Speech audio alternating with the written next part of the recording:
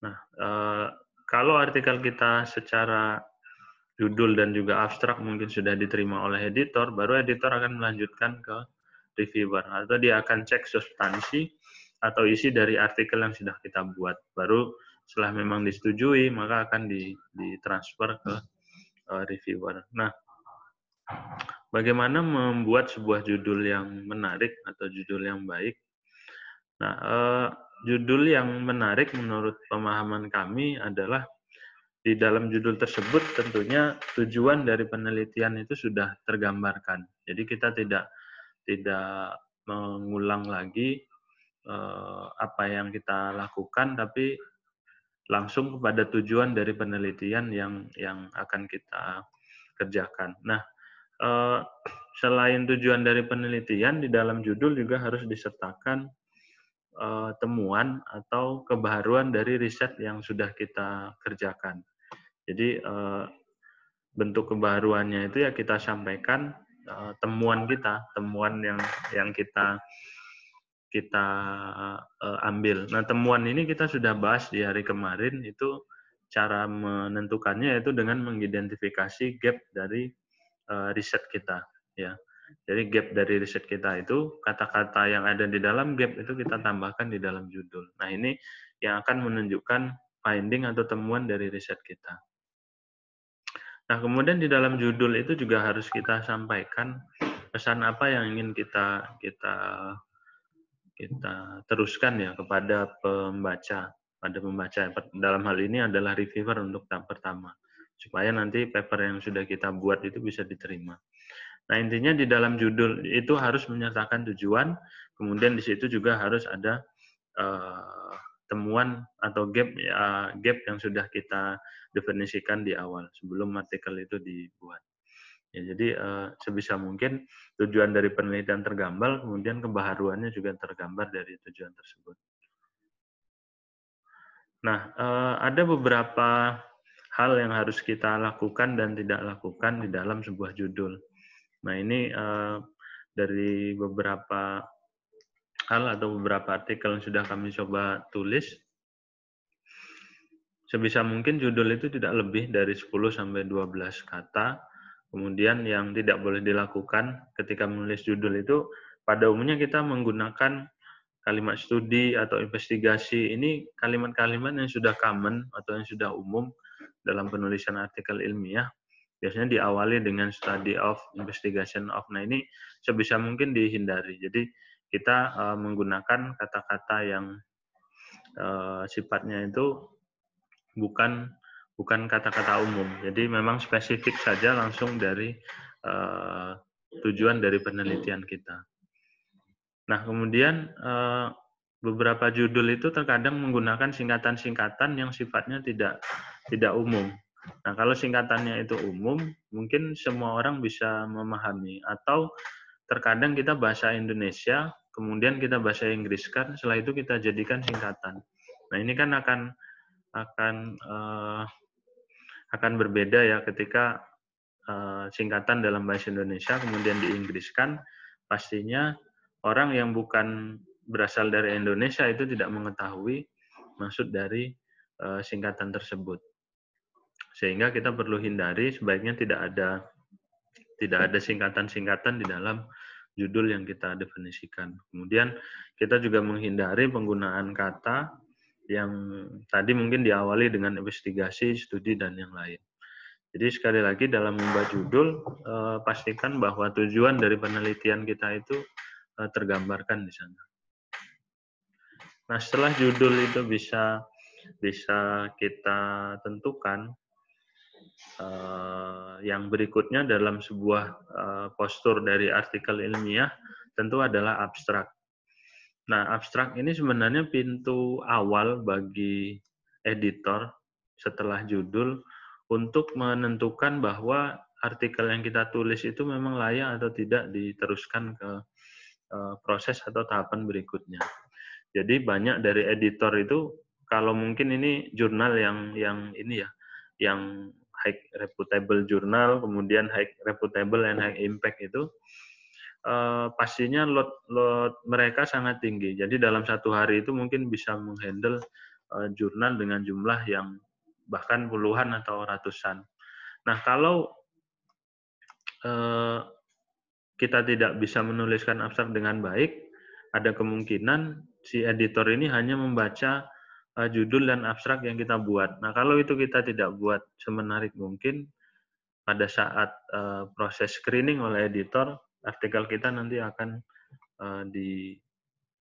artikel kita akan di-reject atau ditolak oleh editor. Jadi, abstrak ini sangat esensial. Nah, komponen dari abstrak yang kemarin kita sudah bahas pada teknik untuk menentukan gap, di sana kita bisa lihat bahwa yang pertama sekali di kalimat pembuka abstrak itu kita deskripsikan penelitian yang sudah terdahulu, yang sudah dilakukan oleh orang lain. Nah, kemudian pada tahap berikutnya, setelah kita definisikan, setelah kita deskripsikan penelitian dahulu, kemudian kita jelaskan gap apa yang ada di riset sebelumnya.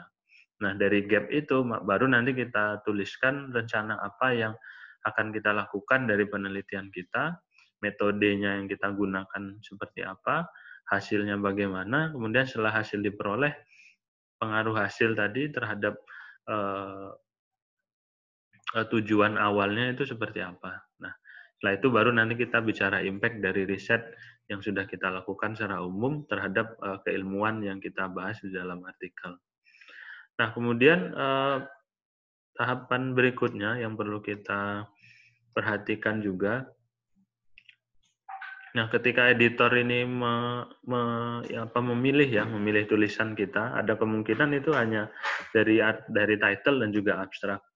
Nah, kalau sederhananya sih sebenarnya dari abstrak, title dan abstrak ini kan yang pertama kali dilihat oleh editor editor dari sebuah jurnal. Maka sebenarnya title dan abstrak ini pintu awalnya, dan tentunya dari dua hal tersebut sebisa mungkin nanti bisa menjual agar si editor ini nanti tertarik dengan tulisan yang sudah kita buat.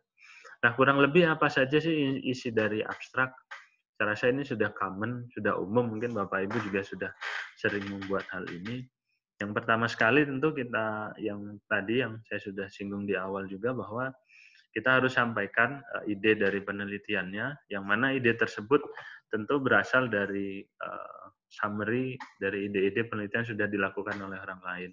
Kemudian permasalahan yang akan kita teliti, posisinya ada di mana, kemudian temuan dari riset yang sudah kita lakukan, dan yang penting biasanya di akhir kalimat dari sebuah abstrak itu yang dijelaskan itu adalah implikasi atau dampak atau impact dari riset yang sudah kita buat. Nah, impact ini skopnya dalam abstrak itu biasanya secara umum, terutama dalam keilmuan. Jadi yang tentu keilmuannya harus relevan dengan tulisan yang kita buat. Tapi definisi impact di sini adalah dampak dari hasil riset kita terhadap penelitian yang sudah kita lakukan dan terhadap keilmuan nanti seperti apa. Jadi kalau kita bicara dampak dari sebuah tulisan itu ada dua, berarti dampak terhadap fokus risetnya yang ada di dalam artikel, atau dampak yang kedua ini terhadap keilmuan yang terkait dengan artikel yang kita sudah buat. Nah, sebelum kita memulai untuk menulis sebuah artikel, kemarin ini kita juga sudah singgung bahwa yang pertama sekali ada beberapa metode yang kemarin sudah kita bahas, yaitu menentukan gap-nya terlebih dahulu. Jadi kita tentukan gap, kemudian setelah kita mendapatkan gap-nya, kemudian kita bisa kembangkan paling tidak 2-3 extended abstrak. Ya, extended abstrak. Biasanya kalau kami melakukan hal itu, jadi kita coba tulis beberapa extended abstrak. Nah, berbeda antara abstrak dan extended abstrak. Di dalam extended abstrak ini, kalau abstrak biasanya jumlahnya terbatas mungkin dari jumlah kata. Sementara pada extended abstrak ini jumlah halamannya bisa sampai 1 sampai dengan 3 halaman dengan beberapa paragraf. Nah, di dalam extended abstrak ini biasanya kita tuangkan metodenya, kemudian ada hasilnya. Nah, metodenya beberapa, kemudian hasil. Tapi tidak seluruh hasil itu kita tampilkan di dalam extended abstrak. Hanya saja karena dia extended, berarti abstraknya nanti lebih panjang. Metodenya nanti diuraikan, kemudian hasilnya ditampilkan, mungkin ada 1 atau 2 buah gambar atau grafik yang kita sajikan di dalam tulisan kita. Nah, kemudian setelah kemarin kita sudah membahas tentang gap, nah tahap berikutnya kita menentukan jurnal apa yang sesuai dengan paper yang sudah kita tulis. Karena jangan sampai kita salah dalam memilih jurnal, karena ketika salah memilih jurnal, maka kemungkinan tulisan kita akan di-reject itu lebih besar. Nah, paling mudah sebenarnya ya cocokkan saja, kita tinggal cocokkan aim and scope dari jurnal tersebut, kemudian kira-kira cocok atau tidak dengan aim dan scope dari artikel yang kita buat. Nah, bagaimana menentukan jurnal yang cocok atau publisher yang sesuai? Di hari kemarin kita sudah membahas bagaimana cara menentukannya, yaitu yang paling mudah yaitu menggunakan Journal Finder. Ya. Menggunakan Journal Finder. Jadi dengan Journal Finder ini kita bisa mencari jurnal yang potensial untuk tulisan kita. Nah, jurnal yang potensial ini nanti bisa ya seperti matching ya, sistem matching. Tapi dengan menggunakan journal finding ini tidak menjamin bahwa artikel kita akan diterima, karena ada proses review. Tapi paling tidak kita bisa mencocokkan artikel yang sudah kita tulis dengan jurnal target yang nanti akan menjadi tempat kita mensubmit artikel. Oh ya, ini ada yang menanyakan untuk materi yang kemarin belum baik. Nanti saya share ya Bapak Ibu. Jadi linknya memang kemarin belum saya sediakan. Mungkin setelah ini nanti saya share di kolom chat untuk materi yang hari yang lalu. Nah, kemudian setelah kita memperoleh jurnal yang sesuai, ya setelah kita mendapatkan jurnal yang sesuai, tahap berikutnya dari gap yang sudah kita susun, kita harus uraikan lagi apa yang akan kita lakukan dari gap tersebut. Jadi setelah kita dapat gap, kan kemarin pertanyaannya adalah so what begitu ya. Jadi apa yang akan dilakukan dengan adanya gap itu, sebenarnya yang kita lakukan di riset kita itu apa saja. Jadi kita harus membuat beberapa daftar pertanyaan yang nanti akan kita selesaikan atau kita jawab dari penelitian kita. Nah, kemudian dalam sebuah abstrak ya, dalam sebuah abstrak itu memang harus merangkum dari seluruh proses dari penelitiannya, mulai dari pengantar, kemudian nanti dari metode, kemudian nanti dari hasil, sedikit pembahasan, sampai nanti ada kontribusi atau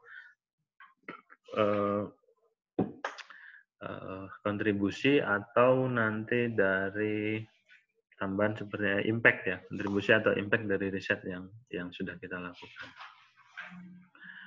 Nah, sebuah jurnal itu tentunya adalah sebuah tulisan yang sifatnya scientific ya. Jadi akan berbeda antara writing yang umum yang kita buat dalam tulisan kita sehari-hari, misalnya proposal dan yang lain.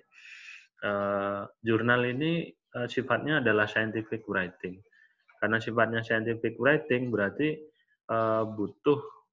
butuh banyak perhatian, terutama terkait dengan tata cara penulisan, khususnya bagi kita yang memang berasal dari negara yang bukan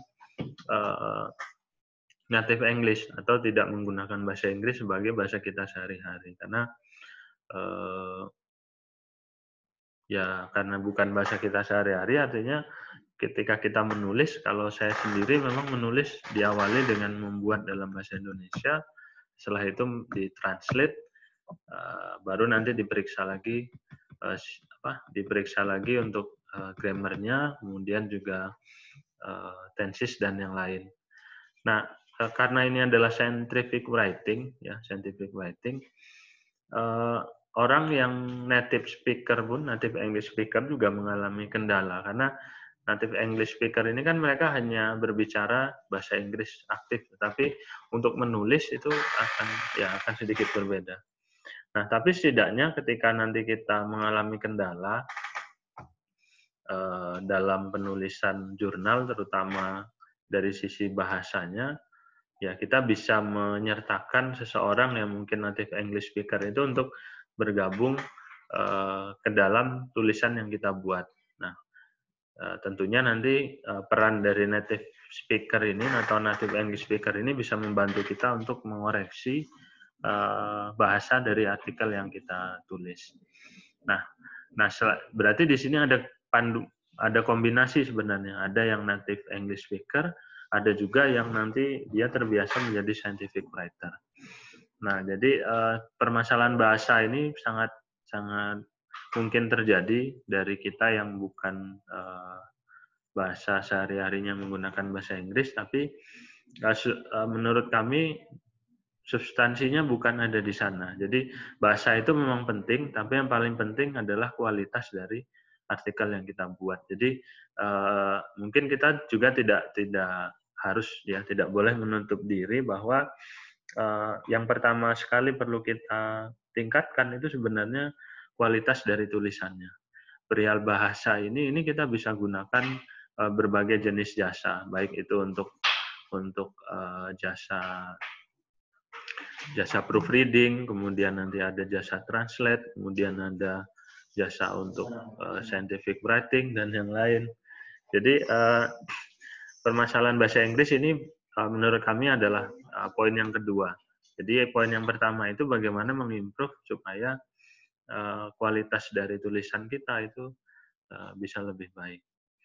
Nah, kemudian penggunaan struktur dari bahasa ini juga penting karena ya itu tadi kita terbiasa menulis dalam bahasa Indonesia, kemudian ditranslate secara mentah saja langsung ke bahasa Inggris, akhirnya hasilnya nanti secara struktur kalimat nanti tidak sesuai. Oke, berarti tahapan berikutnya setelah kita mendeskripsikan abstraknya, nanti kita lihat detail mulai dari title, introduction, sampai dengan reference, komponen-komponen apa yang perlu kita jelaskan di dalam tahapan tersebut. Nah, di sini ini adalah sebuah gambaran bahwa ketika kita akan menulis sebuah jurnal, berarti kan kita harus menjelaskan hasil dari penelitian kita. Nah, hasil dari penelitian ini kan pastinya dalam bentuk data. Ya, jadi sebanyak apapun data, kalau kita tidak bisa menjabarkan data tersebut menjadi sebuah informasi, maka data tadi akan tidak bermanfaat. Ya, jadi berdasarkan data yang kita punya, kita harus bisa mentranslate atau menjabarkan pada sesuatu yang memang informasinya bermanfaat. Jadi kita harus uraikan atau kita harus sajikan data kita tadi dengan informasi selengkap mungkin. Nah, satu hal yang perlu diperhatikan ketika mempresentasikan data di dalam artikel, itu kita diharuskan untuk tidak melakukan redundansi atau pengulangan. Jadi pengulangan ini seperti ini. Data itu sudah ada di dalam tabel, kemudian data dari tabel itu kita sajikan ke grafik. Nah, setelah itu baru kita deskripsikan di dalam pembahasan. Tapi data yang ada di grafik itu sebenarnya juga ada informasinya di tabel. Nah, ini kan ada pengulangan, di tabel ada, di grafik ada, dan dua hal itu disajikan di dalam tulisan. Nah, ini kita hindari, jadi kita cukup pilih salah satu saja, apakah datanya saja yang disajikan atau grafiknya saja. Ya. Karena ini biasanya reviewer akan melihat ke sana. Jadi pengulangan-pengulangan seperti itu sebisa mungkin dihindari ya. Jadi kita tidak mengulangi informasi dari dua buah sumber. Jadi kalau data ya data saja di dalam tabel, kalau grafik ya grafik saja. Nah, kemudian data yang kita tulis di dalam penelitian, nah sekarang ini ada beberapa jurnal itu bukan mengharuskan lah, tapi menyarankan kepada penulis supaya juga mengupload datanya, sehingga data tersebut bisa diakses oleh peneliti yang lain. Jadi contohnya di Elsevier itu dia menyediakan fasilitas untuk kita mengupload dataset kita. Jadi dataset ini sebenarnya sekumpulan data dari hasil penelitian yang mana dari data tersebut yang nanti digenerate menjadi informasi dalam sebuah artikel. Nah, informasi di artikelnya tentu dalam bentuk grafik, dalam bentuk gambar atau dalam bentuk grafik. Nah, data mentahnya itu kita upload di dalam dataset-nya. Nah, tujuannya apa? Ini tentu bermanfaat bagi peneliti lain yang punya interest yang sama untuk meneliti di bidang kita. Nah, di situ juga nanti akan terbuka peluang untuk kolaborasi dengan peneliti dari berbagai asal negara pastinya di sana. Nah, namun karena data tersebut disajikan, berarti kita harus memperhatikan apakah cara aturan data tersebut memang boleh di-share. Karena ada beberapa riset yang didanai oleh funding tertentu atau funding sources tertentu itu mewajibkan bahwa data itu tidak boleh di-share ke publik. Nah, sehingga dataset ini bukan menjadi kewajiban bagi peneliti untuk mengupload. Tapi sebisa mungkin dataset itu kalau memang tidak ada kewajiban untuk di-keep atau dijaga, itu bisa kita upload. Nah, ini juga akan mempermudah bagi reviewer untuk mereview artikel kita. Jadi ketika kita mengirim paper, di dalamnya ada grafik atau informasi yang lain, barangkali ada pertanyaan dari reviewer yang mungkin belum dari grafiknya mungkin trennya tidak sesuai, tapi dengan kita sajikan data atau datasetnya itu kita lampirkan, maka si reviewer tadi bisa melihat bisa melihat lebih detail lagi dengan data yang kita miliki.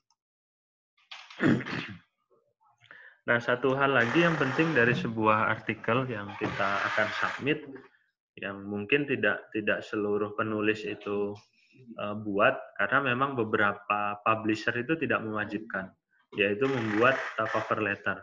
Nah, walaupun publisher itu tidak mewajibkan, karena ini sifatnya sesuatu yang ya kadang ada yang tersirat atau tidak atau tersurat, maka cover letter ini sebenarnya bentuk apresiasi kita terhadap editor, yang mana dia yang akan men-screening artikel kita, dan di sana kita juga menjelaskan seberapa baik sih hasil penelitian kita, dan juga kita di situ menawarkan bahwa artikel kita itu memang relevan dengan scope dari jurnalnya. Jadi cover letter ini bukan sebuah kewajiban, tapi dengan membuat cover letter artinya kita mengapresiasi dari si editornya untuk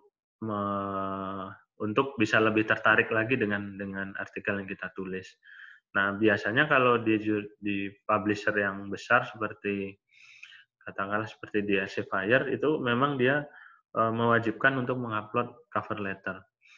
Bukan mewajibkan sih, tapi memberi kolom untuk mengupload cover letter. Jadi ketika cover letter itu kita upload, pada saat nanti seluruh bagian dari artikel itu disubmit, yang halaman pertama kali yang muncul di file PDF hasil generate dari sistem mereka itu nanti ada cover letter. Jadi di cover letter itu isinya apa saja? Tentunya yang pertama kita sapa dulu editornya. Mungkin nanti saya bisa lihatkan contoh dari sebuah cover letter. Nah, kita dari mana kita mengetahui nama editornya? Nama editor ini biasanya kalau jurnal-jurnal yang sudah common ya, yang sudah sering kita dengar dan juga sudah bereputasi, itu daftar-daftar nama editornya bisa kita lihat di sistem jurnalnya. Ya, nama editor, kemudian editor-in-chief-nya itu kita bisa lihat. Nah, ketika kita melihat nama editornya, kemudian kita buat di cover letter, ini jadi seperti jadi seperti kebanggaan mungkin, atau editor tadi akan mulai tertarik, walaupun secara substansi mungkin belum maksimal dari artikelnya, tapi setidaknya dengan mengapresiasi editor akan mulai melirik artikel yang kita sudah buat. Nah, kemudian di dalam cover letter itu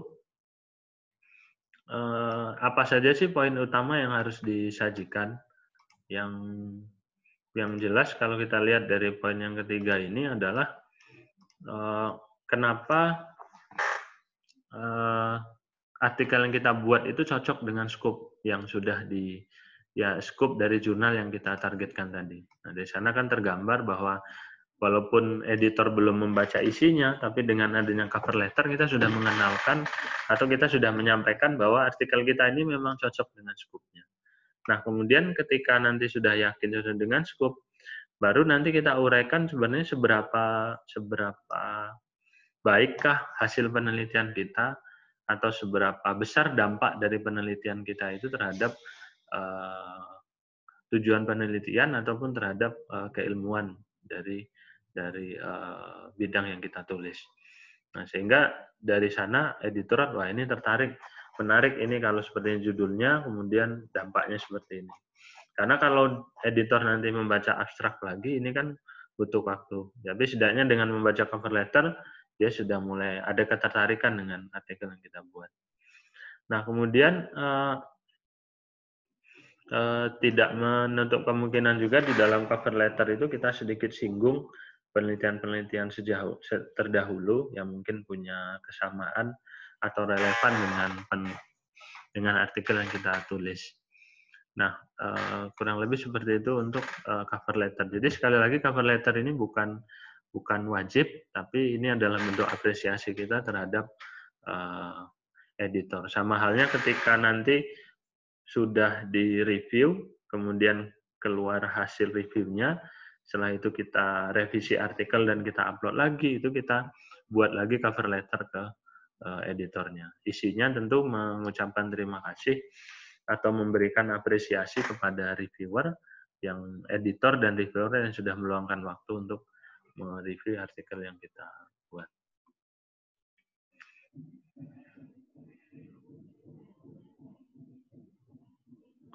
Nah, di sini saya coba munculkan contoh dari sebuah cover letter. Bentar, saya bukakan dulu.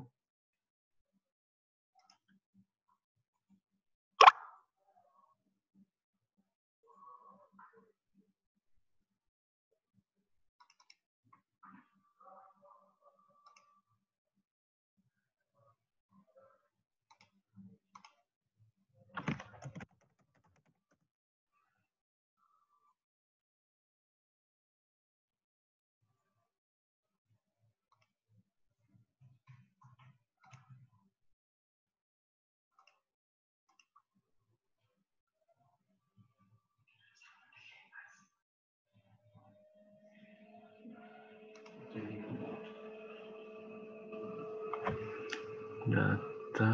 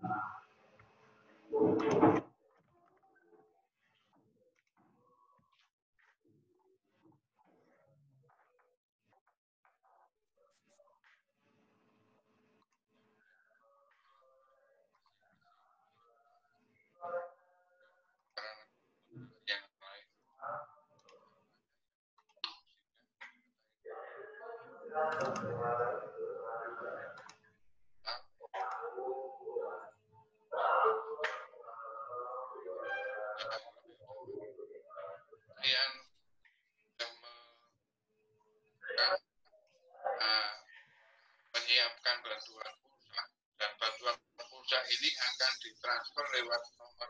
Nah, ini saya coba tunjukkan dari data itu antara lain letter untuk artikel yang sebentar. Kembali ke PKKMB, saya berharap ini yang pertama bukan cover letter, jadi ini respon terhadap reviewer. Ini yang bahasan kita yang kemarin. Ini saya menunjukkan saja. Jadi ketika setelah proses review, kita kan mendapatkan masukan atau catatan dari reviewer. Nah, hasil dari catatan tersebut kan nanti akan disampaikan oleh penulis. Nah, setelah hasil tersebut disampaikan ke penulis, dan juga teman-teman yang lain, hasil dari penelitian kita disampaikan ke penulis, berarti tugas dari penulis itu untuk memperbaiki. Nah, setelah kita perbaiki, kemudian kita sampaikan ke editor di pembukaannya kita ucapkan terima kasih terlebih dahulu kepada editor. Jadi kita menyapa editornya, kemudian kita menguraikan. Pertama kita sebutkan nama jurnalnya, setelah itu kode submission-nya, judulnya, kemudian kita ucapkan terima kasih kepada editor. Nah, kemudian nanti kita juga jelaskan, seperti yang kita sudah bahas kemarin, bahwa yang kita revisi itu kita sudah buat poinnya, kemudian kita berikan tanda yang berbeda. Nah, kebetulan di sini saya sajikan dalam bentuk warna biru. Nah, jadi ini komentar dari viewernya, kemudian ini jawabannya. Nah, nanti yang sudah bertanda biru di dalam tulisan itu adalah poin yang sudah kita revisi. Nah, ini tambahan dari introduction-nya. Kemudian nanti di hasil yang sudah direvisi juga nanti akan terlihat. Nah, ini yang berwarna biru. Jadi nanti cukup. Nah, ini selain diberi warna juga bisa juga kita sebutkan ini mulai dari baris 25 sampai dengan 39 misalnya. Jadi kita cukup bedakan revisi yang sudah kita buat menggunakan kode warna. Tapi sebelum itu kita sampaikan dulu apresiasi kita atau terima kasih kita terhadap editor dan juga reviewer. Nah, ini sebenarnya bukan pakem, bukan sesuatu yang baku, tapi ini adalah bentuk apresiasi kita terhadap reviewer.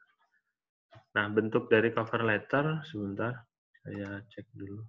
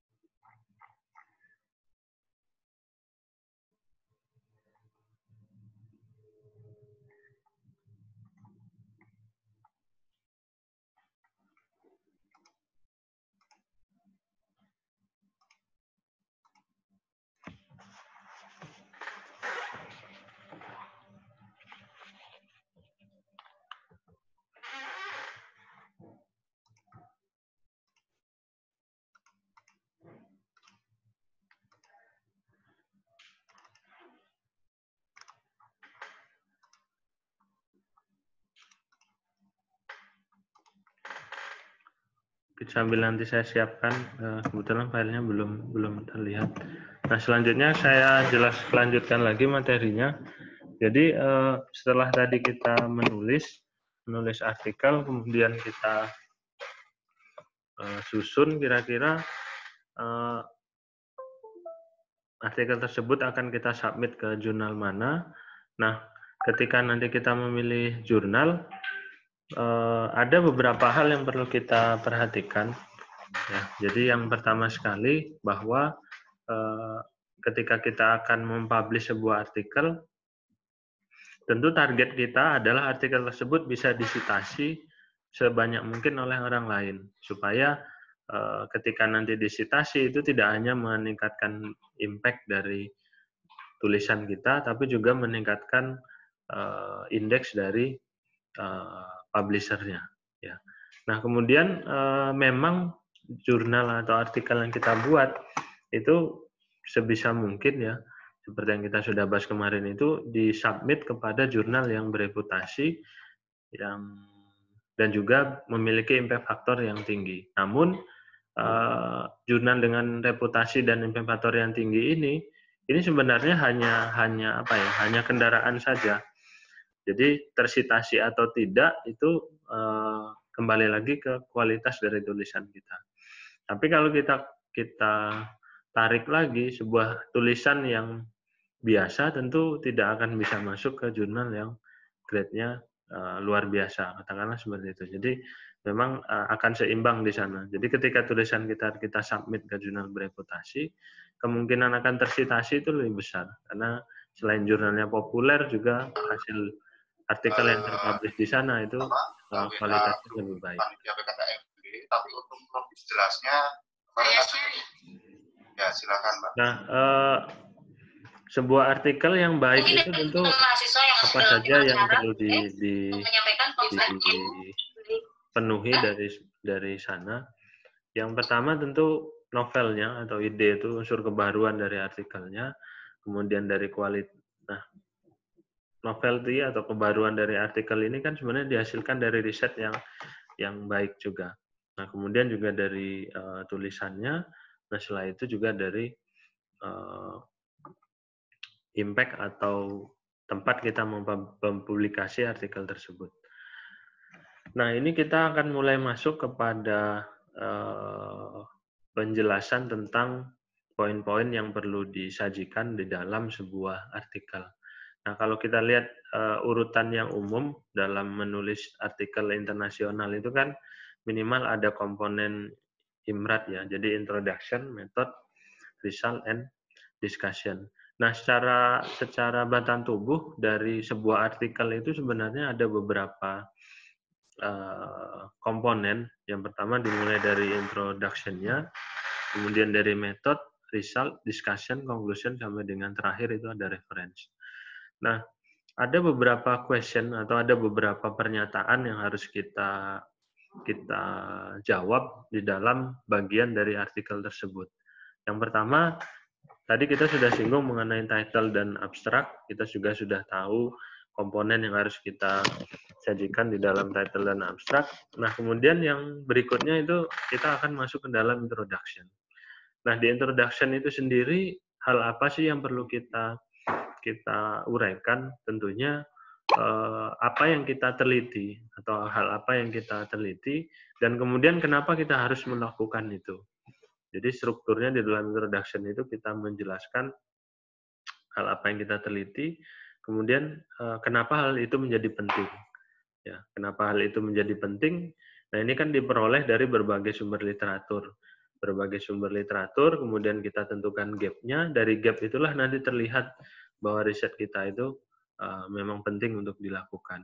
Nah, setelah kita tahu apa yang kita teliti, bagaimana cara menelitinya, itu nanti diuraikan di dalam metode. Nah, setelah nanti dilakukan penelitian berdasarkan metode atau sesuai dengan metode yang sudah dideskripsikan, tahapan berikutnya yaitu apa yang ditemukan dari penelitian itu. Atau setelah dilakukan penelitian, hasilnya seperti apa. Nah, ini nanti yang tergambar di dalam result. Nah, setelah diperoleh hasil dalam bentuk data, kemudian disajikan dalam bentuk grafik, artinya apa? Ya, jadi arti dari hasil tersebut apa? Ini nanti dibahas di dalam discussion. Nah, kemudian setelah dibahas lagi, kemudian nanti dilihat lebih ya disimpulkan lagi nanti kira-kira pesan apa atau hal apa yang ingin dilaporkan dari hasil tersebut. Jadi dampak dari riset itu sebenarnya ada di mana, ya.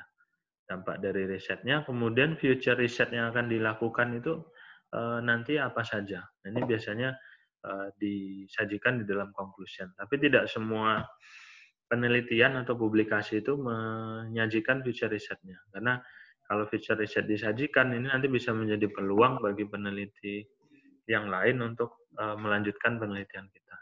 Ada dampak positifnya, tapi kalau berkolaborasi.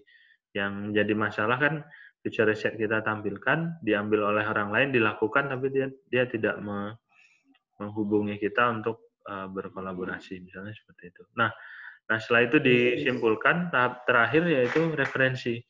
Jadi dari mana sebenarnya tulisan kita itu berasal? Itu tergambar dari daftar pustaka yang ada di dalam tulisan kita. Nah, ini satu trik juga sebenarnya yang ini saya juga dapatkan dari mitra tempat saya mitra yang biasa bekerja sama atau berkolaborasi saya ketika menulis jurnal.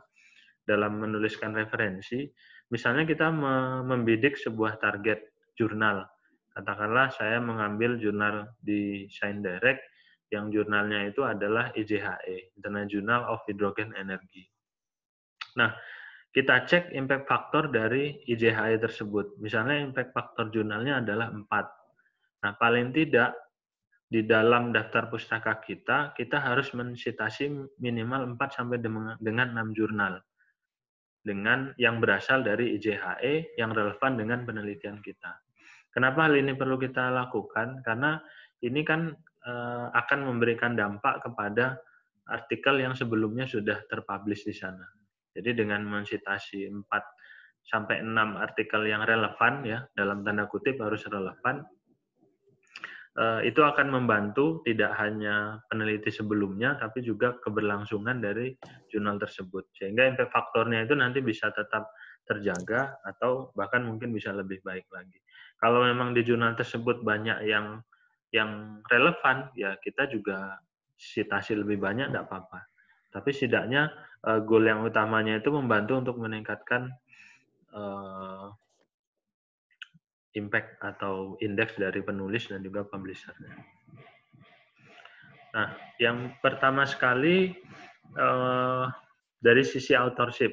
Authorship ini tentu yang nanti bertugas untuk menulis, baik itu menulis ataupun untuk menentukan kualitas dari tulisannya. Nah, ada beberapa hal yang kadang mungkin belum menjadi pemahaman bersama bahwa terutama untuk first author dan juga last author. Nah, kalau kita di Indonesia ini kan kebanyakan yang dikejar itu adalah first author-nya, ya, first author-nya. Tapi di dalam penulisan jurnal, justru kalau di jurnal internasional itu yang punya posisi yang tinggi dan biasanya ini namanya berpengaruh dalam sebuah tulisan itu adalah last author-nya. Nah, first author itu memang kalau level kita, misalnya kita sedang studi, first author-nya itu ya mahasiswanya. Kemudian koautornya ini nanti alatnya kena lah. Pembimbing 2 dan pembimbing 3 misalnya. Last alat autornya ini nanti biasanya pembimbing. Wis ready ngono kan kok karek. Sementara correspondingnya ini nanti yang bertanggung jawab untuk corresponding ini nanti yang bertugas untuk korespondensi. Jadi kalau ada pertanyaan dari reviewer, kemudian disampaikan oleh editor, yang bertugas ini corresponding author-nya. Nah, apakah corresponding author ini harus selalu first author? Tidak juga. Kemudian apakah corresponding ini harus selalu last author? Juga tidak. Jadi siapa yang bertanggung jawab terhadap proses korespondensi itu nanti diberi tanda bahwa dia adalah corresponding author-nya. Tapi yang kebanyakan dilakukan itu memang first author sekaligus sebagai corresponding author, atau last author nanti yang bertugas sebagai corresponding author. Jadi first author ini tentu yang bertanggung jawab untuk melakukan penelitian dan juga menulis paper. Author ini nanti memberikan kontribusi secara substansi terhadap tulisan tersebut. Sementara last author ini biasanya dia adalah senior author, atau yang umum kalau riset kita dilakukan di lab biasanya dia adalah kepala laboratoriumnya. Jadi dia yang lebih memahami tentang metode penelitian, kemudian menganalisa hasil dari penelitian kita. Nah, corresponding sendiri ya ini nanti yang berkomunikasi dengan editor dalam hal revisi, ataupun kalau nanti ada pertanyaan lain setelah paper kita terbit, itu biasanya akan ditujukan kepada corresponding author. Nah, urutan-urutan author ini sebenarnya kalau di jurnal internasional sih banyak yang lebih memilih ya, terutama yang udah senior itu dia sebagai last author saja, bukan sebagai first author. Nah, kurang lebih seperti itu. Jadi pemilihan author ini, penentuan pemosisian author ini nanti menjadi penting karena ada target-target tertentu yang ingin dikejar. Misalnya kalau kita di dalam negeri, syarat angka kredit itu harus first author misalnya, atau dia harus sebagai first author dan juga corresponding misalnya seperti itu, supaya nanti bisa menjadi syarat utama untuk penghitung angka kredit untuk kenaikan jabatan fungsional dan yang lain. Nah, sekarang kita lihat satu persatu dari komponen sebuah jurnal yang tadi kita sudah bahas mulai dari introduction sampai dengan reference. Nah, sekarang kita lihat yang pertama sekali itu bagian dari tulisan kita adalah dari introduction-nya. Nah, di introduction-nya ini yang perlu ditekankan di sini tentu dengan membaca introduction itu sudah menimbulkan ketertarikan, baik itu bagi editor maupun bagi reviewer. Karena menarik bagi editor belum tentu menarik bagi reviewer. Bagaimana? Karena editor kemungkinan ya tadi hanya membaca title dan juga abstrak. Dia tidak membaca lagi secara detail mulai dari introduction sampai reference. Sementara tugas dari reviewer itu harus mengkaji whole kontennya, mulai dari judul sampai nanti reference dan yang lain. Nah, sehingga ketika nanti kita menulis introduction, kita harus bisa menstimulasi atau membuat reviewer ini nanti bisa tertarik. Nah, akan tetapi isi dari introduction juga tidak boleh terlalu berlebihan. Jadi harus dibuat secara serasional mungkin dan tentunya berdasarkan kajian literatur yang memadai. Kalau saya sendiri, introduction ini merupakan bagian akhir yang saya tulis. Karena di dalam introduction ini banyak sekali kita harus menyertakan penelitian-penelitian terdahulu yang nanti akan menunjang penelitian kita. Tapi itu style. Ada beberapa orang yang nyaman mulai dari introduction, kemudian nanti dilanjutkan ke step berikutnya. Kalau saya sendiri lebih cenderung introduction dan title itu menjadi bagian akhir yang saya kerjakan. Kenapa? Karena yang pertama sekali saya kejar sebenarnya adalah metodenya sudah jelas, kemudian hasilnya. Dari hasil itu nanti baru kita tahu kira-kira penelitian kita ini memang sesuai atau tidak. Sementara di introduction-nya ini kita tinggal menghubungkan nanti rencana penelitian yang kita lakukan dengan penelitian-penelitian terdahulu. Namun semuanya tentu kita analisis dulu dari gap-nya. Jadi gap-nya dapat, lakukan penelitian, kemudian setelah penelitian dilakukan,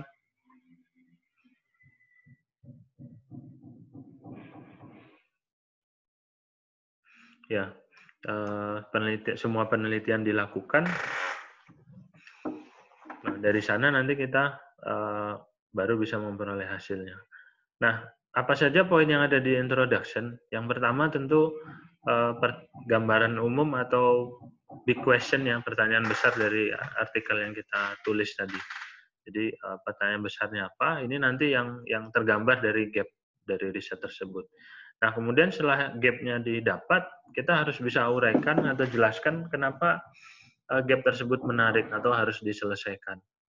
Nah, dengan adanya hal tadi, maka kita harus men-summarize atau kita harus menyimpulkan dari berbagai penelitian yang sudah dilakukan oleh orang lain.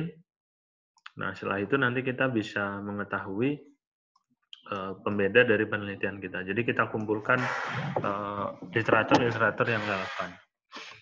Nah, kemudian yang berikutnya kita harus perhatikan juga bahwa sebisa mungkin dalam introduction itu kita buat penulis itu memang tertarik, pembaca itu memang tertarik dengan tulisan kita. Ya. Di mana kita melihat ketertarikannya ya tentu dengan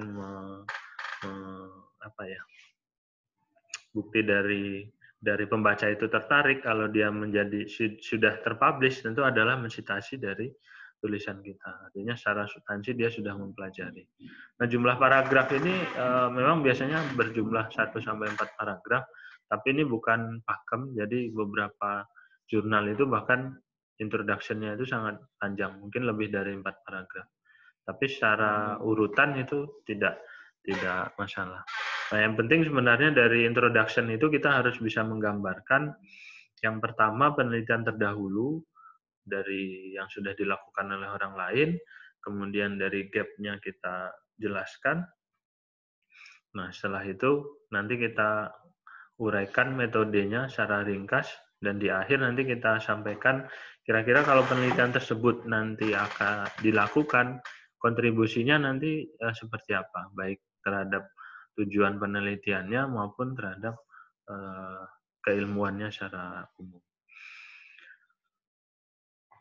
Nah, jadi dalam introduction ini ya sederhananya di akhir kalimatnya itu nanti kita jelaskan bahwa pertanyaan saintifiknya itu dari eksperimen yang kita lakukan itu apa saja.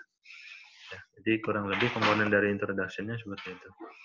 Nah, kemudian yang kedua, setelah kita membahas tentang introduction, kita mengetahui penelitian yang akan kita lakukan itu apa berdasarkan gap yang sudah kita analisis. Tahapan berikutnya adalah kita menentukan metode apa yang kita gunakan. Ya, jadi setelah kita mengetahui rencana penelitiannya, tujuan penelitian dideskripsikan, setelah itu bagaimana cara melakukan penelitian tersebut. Nah, di dalam metodologi ini sebisa mungkin kita uraikan detail dari tahapan penelitian kita. Tujuannya apa? Yang pertama, ketika kita menguraikan secara detail tahapan penelitiannya, maka ini membuka kemungkinan bagi peneliti lain untuk bisa mengulangi hal yang sama dengan eksperimen kita. Walaupun secara sistem mungkin sizing-nya berbeda, tapi tahapan penelitiannya itu prosesnya sama.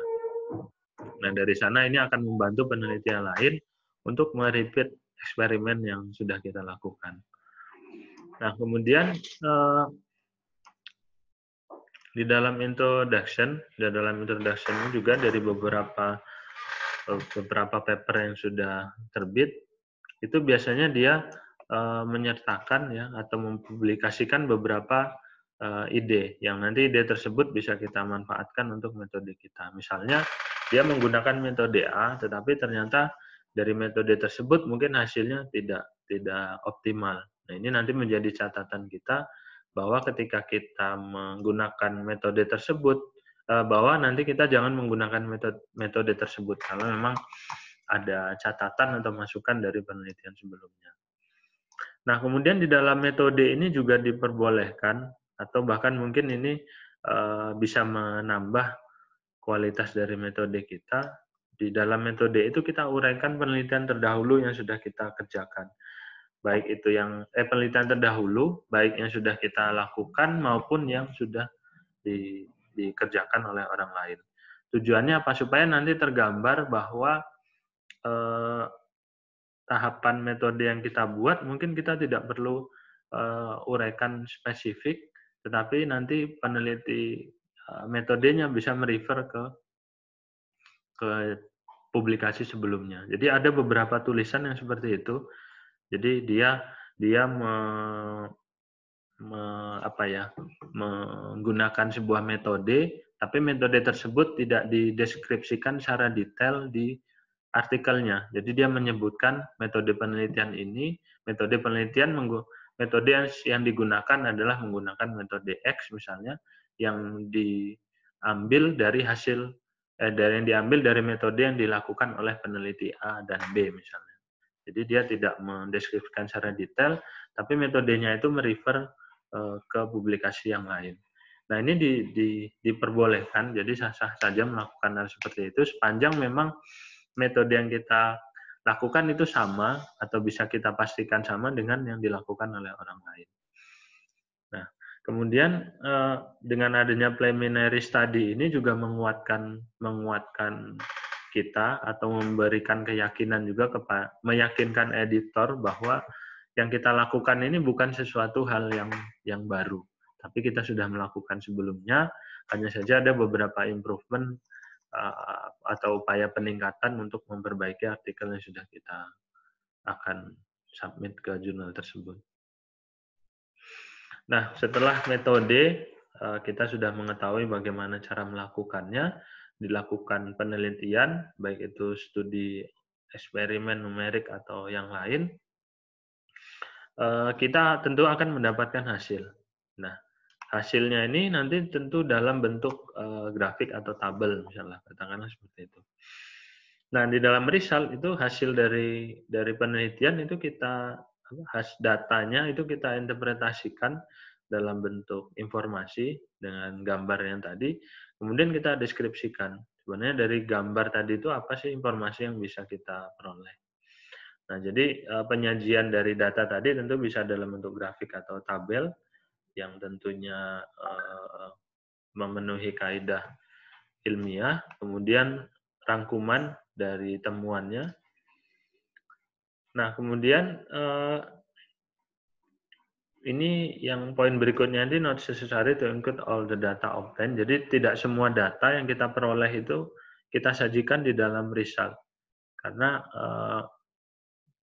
beberapa penelitian itu kan bisa dipecah. Misalnya kita punya banyak data, kemudian kita split menjadi beberapa data yang nanti mungkin bisa untuk memproduce artikel yang lain.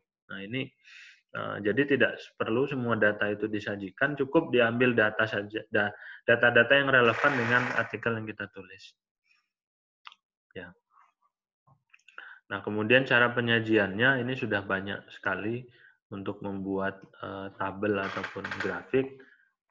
Banyak software-software yang menawarkan fitur tersebut. Karena scientific graph itu atau grafik scientific itu kalau dibuat dalam bentuk Excel, misalnya Microsoft Excel, nanti tampilannya menjadi tidak menarik. Nah, biasanya kalau di engineering itu kami menggunakan Origin Pro. Jadi dengan Origin Pro ini khusus untuk membuat scientific grafik misalnya, atau grafik-grafik yang sifatnya scientific atau ilmiah. Nah, nanti bentuk tampilannya bisa lebih banyak. Karena seperti di Excel, misalnya kita X-nya satu sumbu, satu nilai, kemudian dianya nanti bisa 3 atau 4 data. Nah, kalau di Excel dia hanya terbatas satu atau 1-2. Tapi kalau kita ingin menyajikan pengaruh satu data terhadap pengaruh satu kondisi ke 3 kondisi yang lain, itu tidak tercover di sana. Jadi kita memungkinkan untuk menggunakan layanan yang lain supaya grafik yang kita buat itu bentuknya lebih menarik. Nah, kemudian yang terakhir dari penjelasan tentang result ini itu adalah manipulasi, praktek manipulasi. Jadi tidak disarankan kepada kita untuk mereproduksi atau reproduce mungkin diperbolehkan dalam waktu tertentu, tapi yang tidak diperbolehkan di sini adalah memanipulasi data. Jadi bahasanya penelitian sudah dilakukan, kemudian hasil eksperimennya sudah dikerjakan, tapi ternyata ketika di-compare dengan teori itu tidak sesuai. Nah, ketidaksesuaian itu penyebabnya tentu kita harus telusuri lagi apakah memang tahapan penelitiannya sudah benar atau tidak benar ya. Tapi kalau hasil penelitiannya sudah benar, ternyata hasilnya seperti itu, justru ini menjadi peluang. Kalau kita bisa menjelaskan kenapa hal tersebut berbeda atau tidak sesuai. Nah, ini bisa menjadi kontribusi baru atau temuan baru dari penelitian kita.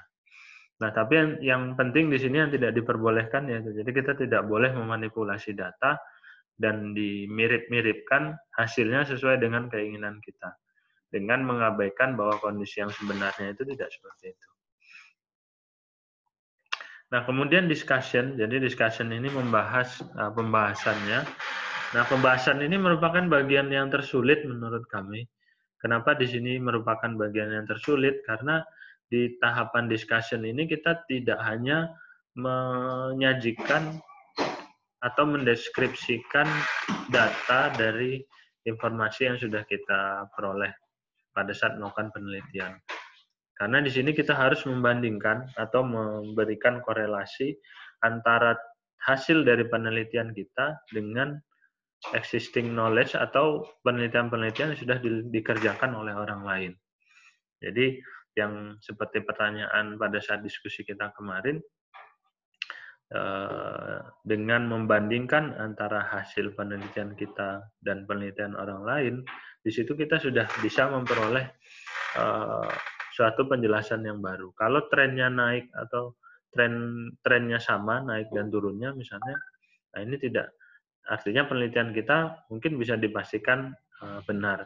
Tapi ketika berbeda trennya, tapi metodenya sama, nah ini perlu ditinjau lagi. Apakah memang proses penelitiannya sudah benar atau memang ini sesuatu yang berbeda. Yang nanti kita harus bandingkan lagi dengan teori supaya kita bisa memberikan argumen yang memang sesuai. Nah, kemudian setelah kita bandingkan antara penelitian yang sudah kita lakukan dengan penelitian orang lain, kita menemukan korelasinya. Kemudian yang kedua, ketika dia berbeda, ya, ketika dia ada perbedaan, maka kita harus bisa menguraikan di mana letak perbedaan tersebut ya antara penelitian yang sudah kita lakukan dengan yang dikerjakan oleh peneliti sebelumnya. Jadi kita harus lakukan diskrepansinya. Nah, apa yang menjadi analisis kita ketika hasil tersebut sudah diperoleh? Yang pertama, ketika hasilnya memang tidak sesuai dengan ekspektasi, ya ini tadi kita harus bisa menjelaskan. Ya, jangan sampai nanti reviewer bertanya sendiri. Ini hasilnya beda tapi tidak diuraikan. Nah, ini nanti menjadi catatan penting nanti bagi reviewer. Jadi dia menganggap bahwa kita itu hanya melaporkan hasil penelitian kita tanpa membandingkan dengan penelitian lain. Padahal pada saat kita menentukan gap atau memilih topik penelitian, kita mengumpulkan referensi sebanyak mungkin untuk memperoleh celah. Tapi setelah celahnya dapat, dilakukan penelitian dan diperoleh hasilnya tidak sesuai dengan yang diharapkan, kita tidak bisa menjelaskan. Ya. Jadi harus dijelaskan. Jadi kalau memang hasilnya tidak sesuai ekspektasi, kita harus bisa mampu menjelaskan dan juga menjustifikasi hasil tersebut. Nah, kalau nanti dia berbeda, ya jika ada perbedaan, maka bagaimana cara menjelaskannya? Nah, jadi kita harus cari. Jadi ketika nanti interpretasi hasilnya itu ternyata berbeda, kita harus mencari cara bagaimana cara nanti untuk menjelaskannya. Nah, karena berbeda berarti kita harus kembalikan lagi ke konsep teorinya yang kita bahas kemarin. Jadi kembalikan ke teorinya. Kalau memang sesuai teori ya berarti yang dilakukan ya tidak sesuai dengan teori yang dilakukan oleh peneliti yang tadi mungkin hasilnya tidak sama, ada kemungkinan dari metodenya mungkin metode penelitiannya ada sesuatu yang terlewat atau ada kesalahan. Jadi kira-kira prosesnya seperti itu. Jadi dalam pembahasan itu yang penting yang pertama kita laporkan hasil penelitian kita bandingkan dengan hasil penelitian orang lain yang sejenis tentunya yang sebelumnya. Kemudian kalau berbeda, kalau sama tentu kita tidak perlu uraikan. Tapi kalau dia berbeda, kita lihat lagi perbedaannya ada di mana. Apakah berbeda memang karena kondisi penelitiannya juga di kondisi yang berbeda, ini tidak menutup kemungkinan. Ya. Nah, setelah terakhir kita meneliti, setelah akhir kita menulis ini ya pembahasan, berikutnya ini adalah ucapan terima kasih. Jadi atau acknowledgement ini sebenarnya ucapan terima kasih dari kita sebagai penulis terhadap pihak-pihak yang sudah mendukung. Nah, pihak mendukung ini kan ada berbagai macam. Kalau di kampus tentu adalah laboratoriumnya, kemudian di situ ada fasilitas-fasilitasnya. Kalau dia risetnya itu memang grant atau hibah, tentu kita harus sampaikan riset kita tadi itu berjalan atau dapat dilaksanakan atas bantuan atau hibah dari siapa. Jadi kita uraikan itu di dalam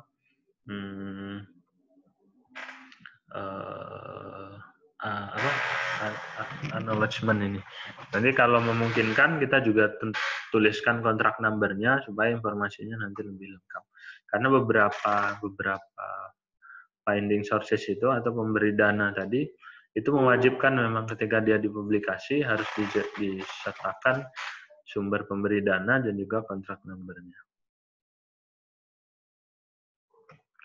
Nah, berikutnya kita masuk ke tahap conclusion atau kesimpulan.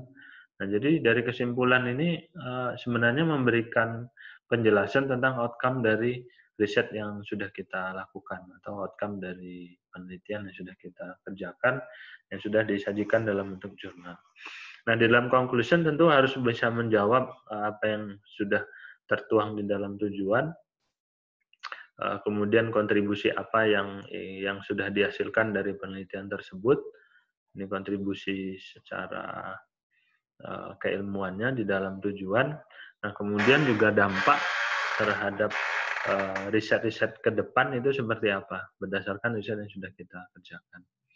Nah, kalau memungkinkan, ya ini kita bisa terapkan hasil tersebut ke ke daerah yang mungkin memungkinkan untuk implementasi. Jadi di dalam conclusion ini setidaknya kita bisa menjelaskan yang sudah diteliti itu bagaimana, hasilnya nanti seperti apa, kemudian kontribusinya terhadap keilmuan dan juga unsur yang lain itu seperti apa. Nah, yang terakhir dari presentasi saya pagi hari ini itu adalah tentang referensi. Jadi referensi ini adalah literatur yang kita citasi berdasarkan penelitian yang sudah dilakukan oleh orang lain. Kemudian di sini proses untuk mensitasinya itu sebisa mungkin dilakukan dengan benar karena cara mengutipnya juga harus sesuai. Nah, untuk mempermudah sebenarnya supaya kita tidak repot melakukan metode mensitasi, ada beberapa jenis perangkat lunak yang kita bisa manfaatkan. Ada Mendeley, Zotero, ENOT, dan yang lain. Yang mungkin nanti siang kita akan coba bahas yaitu tentang manajemen referensi menggunakan Mendeley. Nah, jadi di Mendeley ini kita nanti bisa mengumpulkan data. Jadi Mendeley ini tidak hanya database saja, database referen, tapi dia juga bisa berfungsi untuk citasi atau men-track kata atau kalimat tertentu yang nanti kita bisa kutip di dalam artikel yang kita tulis. Nah, kemudian urutan dari referensi ini juga bisa alfabetik atau juga bisa by number. Ini tergantung dari style yang kita pakai. Jadi kalau IEEE itu dia menggunakan kode nomor, jadi nanti urutan. Kalau dia Harvard atau yang apa misalnya itu nama dulu, setelah itu baru ada tahunnya. Nah, sebentar. Jadi dari yang referensi tadi kembali saya ulangi. Jadi ketika kita menulis jurnal, kemudian kita membidik sebuah publisher tertentu, ya kalau kita ingin kalau kita ingin mungkin bisa membuat editornya juga tertarik, ya salah satunya tadi kita lihat impact faktornya. Misalnya 3 atau 4, kita citasi 3 atau 4 artikel di situ. Nah, kemudian setelah kita melakukan proses submission, ada satu hal yang di beberapa jurnal itu diwajibkan. Jadi kita diwajibkan untuk memilih atau mensuggest reviewer yang nanti akan mereview artikel kita. Jadi mereka menyarankan kita mengusulkan reviewer. Biasanya jumlahnya bervariasi, ada 4 sampai 6 orang reviewer. Nah, sharing pengalaman dari mitra yang biasa kita berkolaborasi itu, dia menyarankan kalau kita itu nanti mengambil reviewer yang bukan berasal dari negara-negara yang memang native English di sana. Kalau kita memiliki kendala dari sisi bahasa ya. Jadi kita cari negara-negara reviewer yang berasal dari negara-negara yang bukan bahasa Inggris untuk kesehari-hariannya. Misalnya negara ya di Timur Tengah, kemudian di daerah Amerika Utara atau di mana yang memang secara aktivitas sehari-hari mereka tidak menggunakan bahasa Inggris. Supaya apa? Ketika mereka mereview, kita tidak mereka bisa memaklumi mungkin kalau memang kita punya kendala dari sisi bahasa. Ya. Jadi faktor-faktor ini memang tidak tersurat, tetapi ini menjadi sesuatu yang esensial nanti kalau kita tidak lakukan. Nah, sebelum saya masuk, mungkin ini yang bisa saya sampaikan. Ini ada beberapa pertanyaan dari Bapak Ibu. Saya bacakan dulu dari Bu Esra Prinsesta yang sedang S3. Nah, ini memang ada kepentingan juga. Kebetulan saya juga sedang studi bahwa kopromotor kebijakan dari kampus itu, kopromotor itu wajib bertugas sebagai corresponding author. Sementara mahasiswanya itu bertugas sebagai first author. Nah, pada saat revisi, idealnya memang yang berkomunikasi dengan editor itu adalah corresponding author-nya. Tapi kan faktanya yang mengerjakan atau merevisi itu tetap tetap mahasiswanya. Nah, ini memang kembali ke kebijakan kampus masing-masing. Kalau khusus saya, kebetulan saya di ITS, memang pembimbing wajib menjadi corresponding. Mungkin ini ada kaitannya juga dengan persyaratan untuk fungsional dan yang lain, karena kalau dalam fungsional itu kan kalau tidak first author, dia sebagai corresponding author. Jadi seperti itu. Nah, kemudian kalau pertanyaannya pada saat revisi apa semuanya di email ke promotor atau ke semua penulis. Nah, kalau yang sistem DLCFire itu yang menggunakan EES itu semuanya dapat. Yang di Taylor itu dia menggunakan sistem editorial manager yang dari Clarivate itu dapat. Jadi ketika ada revisi tidak hanya corresponding saja yang dapat, tapi semuanya di forward. Jadi dapat semua. Namun sistem jurnal ini kan tidak semuanya sama. Tapi kalau platformnya sama, harusnya semua penulis dapat. Nah, ini sudah ada Pak Agus. Jika kalimat inisiatif dalam purpose riset, apakah terbatas hanya pada hasil penelitian saja, atau boleh pernyataan yang mendukung penelitian kita? Nah, ini tergantung di mana kita tempatkan, Pak, ininya kutipan tersebut. Kalau kita tetapkan, kita ambil di dalam introduction, mungkin tidak harus hasil penelitiannya, tapi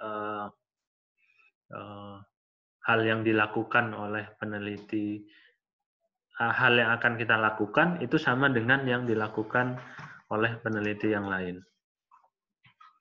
Ya, jadi tergantung di mana tempatnya. Tapi kalau kita kutip posisinya itu ada di result, ya, pada discussion, pada di discussion, tentu kita harus tampilkan hasilnya, hasil dari penelitian orang lain, kita komparasi dengan penelitian yang kita lakukan. Nah, kalau dia di metodologi, ya berarti hasilnya tidak perlu ditampilkan. Tapi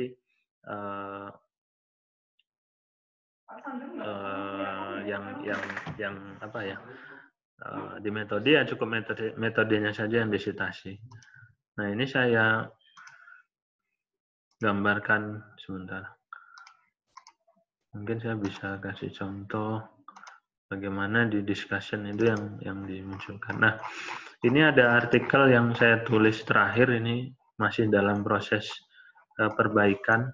16 September nanti terakhir harus disubmit. Nah, di sini catatan dari reviewer itu meminta bahwa saya harus menjelaskan di dalam pembahasan antara penelitian yang sudah saya lakukan dengan yang sudah dilakukan oleh orang lain. Nah, saya contohkan di bagian yang ini. Nah, di sini saya hanya menguraikan atau menyampaikan hasil dari penelitian saya saja.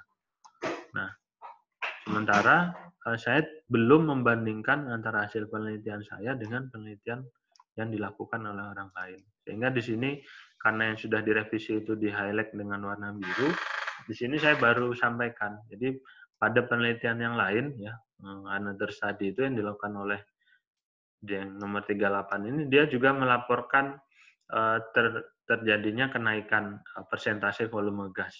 Ya, jadi kenapa persentase volume gas tersebut terjadi? Nah, ini diuraikan. Jadi tergantung posisinya. Kalau kita tuliskan citasinya di hasil, berarti kita sebutkan hasilnya. Tapi kalau di introduction cukup penelitian sejenis itu sudah dilakukan oleh siapa. Kita citasi A, B, C, dan seterusnya. Nah, ini juga sama. Nah, ini walaupun hasilnya nilainya tidak sama angkanya, tapi secara tren itu sama. Makanya dia di sini saya tuliskan antara yang saya sudah lakukan dari sini penjelasannya sampai dengan batas 800 derajat Celcius ini, ternyata kalau dibandingkan dengan peneliti lain itu trennya sama. Nah, ini yang takes time menurut saya. Jadi ini butuh waktu karena kita harus mempelajari data hasil penelitian orang lain, kemudian kita bandingkan dengan data hasil penelitian kita, kira-kira persamaan dan perbedaannya ada di sana, di mana.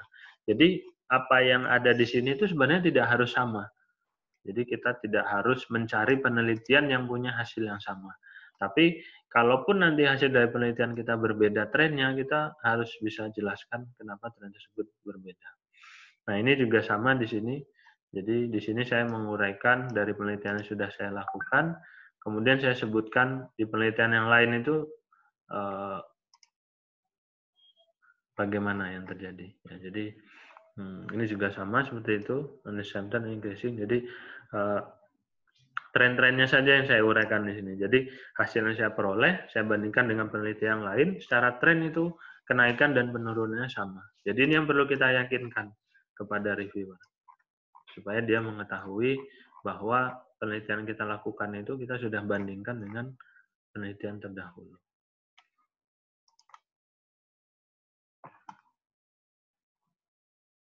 Ini ada pertanyaan dari Bu Sabta. Nah, untuk judul jurnal kita mau mencantumkan nama tempat penelitian dengan inisial atau bukan. Begitu juga dengan isi jurnalnya. Misalnya kita meneliti di perguruan tinggi, jadi nama perguruan tinggi diinisialkan X, Y, Z. Nah, ada beberapa opsi sebenarnya Bu kalau kita mau. Kalau dari yang pernah saya pelajari dan juga pernah saya lakukan, jadi di dalam menulis ini kan sebenarnya sudah ada bagian metode ya Bu. Jadi dalam bagian metode itu kan kita mendeskripsikan secara lengkap bagaimana penelitian tersebut dilakukan, di mana penelitian tersebut kita lakukan atau kita kerjakan. Jadi sepanjang dia sudah diuraikan di dalam metode, sebenarnya kita tidak perlu lagi tuliskan di dalam judul. Karena di judulnya itu tadi tentu yang terpenting harus menyinggung tujuannya, tujuan dari penelitiannya. Kemudian untuk lokasi penelitiannya itu kita cukup sampaikan di dalam metodologi. Nah, tapi ini opsi saja. Jadi sepanjang dia terjawab di dalam metodologi, seharusnya judul tidak menjadi masalah. Karena tidak harus judulnya itu disebutkan di dalam tempat penelitiannya, tidak harus dituliskan di dalam judul. Jadi di dalam judul justru fokus kita adalah tujuan penelitian, novelty dari penelitian kita yang kita uraikan di sana, sementara tempat dari penelitian itu kita bisa deskripsikan secara detail di dalam metodologi. Karena di metodologi ini tahapan penelitiannya kita sebutkan, di mana penelitian tersebut terjadi, objek penelitiannya apa, kurang lebih seperti itu. Jadi karena di beberapa jurnal sih nggak semuanya menyatakan judul itu ada di nggak semua tempat itu disebutkan. Nah, ini ada pertanyaan dari Bu Sri Mulyani, apakah setiap hasil yang diperoleh dari penelitian harus dibandingkan dengan penelitian yang sudah dilakukan oleh penelitian yang lain? Kalau dari pengalaman kami dan catatan dari reviewer itu harus, Bu. Jadi kita harus mampu menjelaskan dan juga membandingkan antara hasil penelitian kita dengan penelitian orang lain. Nah, ketika nanti ada persamaan dan perbedaan, itu yang nanti menjadi tugas kita untuk menjelaskan. Kalau sama, ya berarti penelitian kita persamaannya ini ukurannya dari apa? Jadi tidak harus dari angkanya, cukup dari trennya saja. Trennya naik turun, mungkin kalau kami di engineering cenderung kalau performa mungkin naik dan turun. Kalau di sosial mungkin saya tidak begitu paham persamaan dan perbedaannya seperti apa, tetapi yang perlu dipahami di sini bahwa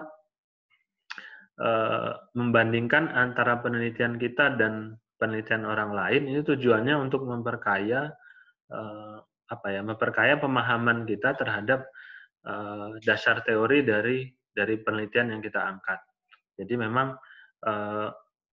dan di situ reviewer itu akan menilai sebenarnya sejauh mana pemahaman kita terhadap penelitian yang sudah kita lakukan. Karena kalau kita meneliti hanya melaporkan apa yang sudah kita kerjakan, sementara untuk mendapatkan ide penelitian itu kita mengambil dari berbagai sumber referensi, sederhananya kan kita hanya tinggal membandingkan saja antara hasil penelitian kita dengan penelitian terdahulu yang kita gunakan untuk menentukan gap tadi. Ya, jadi kita tinggal bandingkan saja hasilnya kira-kira seperti apa. Karena kebanyakan reviewer seperti itu, terutama jurnal internasional yang bereputasi itu kita harus menjelaskan atau kita harus mampu menguraikan hasil penelitian kita, kemudian kita bandingkan dengan penelitian yang lain. Ya, jadi kurang lebih begitu, Bu. Jadi supaya lebih aman menurut kami harus dibandingkan. Nah, membandingkannya tidak harus apple to apple. Jadi memang syarat tren itu sama, itu sudah tidak apa-apa. Tapi kalau dari hasilnya berbeda dengan punya orang lain, kita harus bisa justifikasi ini. Terutama kita harus meyakinkan dulu ke diri kita bahwa memang metode yang sudah kita pilih itu benar dan tahapannya sudah sesuai. Ketika hasilnya berbeda, kita bandingkan saja nanti dengan teori. Kalau ternyata secara teori benar, ya tidak apa-apa. Jadi menurut kami di situ. Mungkin begitu, Bu. Saya kemudian ini ada Pak Kuntang, mengenai pengalaman Bangka menulis jurnal dimulai dari mana. Nah, kalau saya ini tergantung dari penelitian sudah yang akan kita lakukan, Pak. Nah, kalau saya ada dua. Yang pertama, saya mencari celah penelitian dengan menganalisis gap dari penelitian yang sudah dilakukan oleh orang lain. Yang kedua, saya menulis sebuah jurnal hanya berdasarkan data yang saya miliki. Jadi, saya berusaha untuk mencari menghubungkan sebenarnya antara data yang saya miliki, saya olah menjadi sebuah informasi dalam bentuk grafik dan tabel. Dengan informasi ini apa yang bisa saya hasilkan. Nah, ini saya mereview lagi penelitian sejenis yang sudah dilakukan oleh orang lain, saya bandingkan hasilnya, setelah itu nanti kita dapat menentukan posisi penelitian kita. Nah, untuk metode yang pertama, kalau pertanyaannya adalah langkah-langkah untuk menulis jurnal, kalau saya sebenarnya ketika saya sudah punya data, ya langsung saja Pak menulis draftnya. Sudah punya data, langsung tulis draft. Kalau di saya ya, seperti introduction itu saya nggak tulis dulu. Tapi saya kerjakan bab 3-nya, bukan bab 3 ya, jadi metodologinya saya uraikan secara detail, kemudian hasilnya saya olah ya, datanya saya olah, hasilnya itu nanti saya uraikan, kemudian saya bandingkan dengan penelitian-penelitian yang lain. Nah, setelah itu nanti terakhir baru saya buat conclusion-nya saya kerjakan, referensinya dibuat, daftar pustakanya. Terakhir itu saya kerjakan introduction. Karena di introduction ini kita butuh merekonstruksi sebenarnya, merekonstruksi dari tahap awal, dari umum ke khusus. Jadi kita uraikan penelitian yang sudah dilakukan oleh orang lain, kemudian kita sampaikan kenapa pentingnya penelitian kita itu kita lakukan, ya. Kemudian nanti bagaimana cara melakukannya, dan setelah itu dilakukan hasilnya seperti apa, ya. Kurang lebih begitu, Pak. Jadi kalau pertanyaan dimulai dari apa dulu, kalau saya ada dua. Yang pertama, kalau saya ingin mencari ide, saya ambil gap analisis tadi yang kemarin sudah kita bahas. Tapi kalau saya sudah punya data, saya langsung tulis saja bab 3 dan bab 4-nya. Nah, nanti masalah introduction ini saya berusaha untuk mencocok-cocokkan sebenarnya. Dengan data yang saya punya ini sebenarnya posisi penelitian saya dibandingkan penelitian orang lain itu ada di mana. Yang paling apa ya? Yang paling mudah sebenarnya, misalnya kita punya data, kemudian data tersebut kita olah menjadi data, kita olah secara eksperimen misalnya, secara numerik misalnya. Nah, kita tinggal cari saja penelitian eksperimen yang sejenis dengan penelitian kita. Jadi nanti kita bandingkan dua itu saja. Peneliti lain itu meneliti apa yang kita lakukan secara eksperimen, sementara saya meneliti eksperimen tersebut secara numerik, begitu. Nah, perbedaannya apa antara penelitian saya dan penelitian eksperimen yang dilakukan oleh yang lain? Nah, si A ini meneliti sesuatu yang tema dan tujuannya sama, tapi secara eksperimen, sementara saya meneliti dengan tema yang sama dan juga variabel yang sama tapi secara numerik. Perbedaannya ada di mana? Eksperimen dan numerik ini kan punya kelebihan dan kekurangan. Jadi saya menguraikan kalau eksperimen ini punya keterbatasan dari optimalisasinya. Jadi ketika hasil sudah didapat, untuk mengoptimalisasi kan kita perlu mengeksperimenkan lagi. Tapi dengan adanya riset numerik, kita bisa mengoptimalisasi tanpa mengeksperimenkan. Kita cukup rubah variabelnya, kemudian kita lihat tren kenaikan dan penurunannya. Kurang lebih begitu. Jadi